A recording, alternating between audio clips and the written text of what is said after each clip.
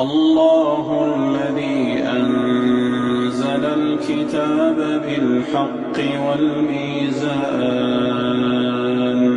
وما يدريك لعل الساعة قريب يستعجل بها الذين لا يؤمنون بها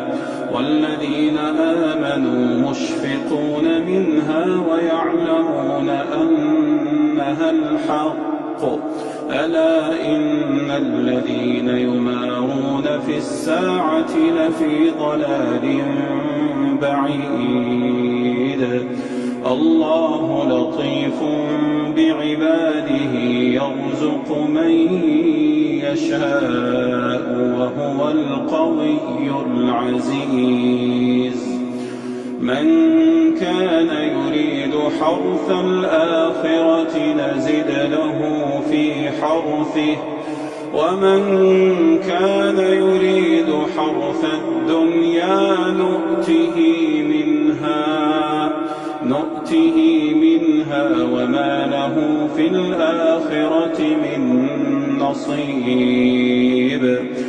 أم لهم شركاء شرعوا لهم من الدين ما لم يأذن به الله ولولا كلمة الفصل لقضي بينهم وإن الظالمين لهم عذاب أليم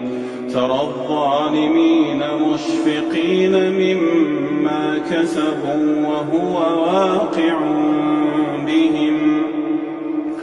والذين آمنوا وعملوا الصالحات في روضات الجنات لهم ما يشاءون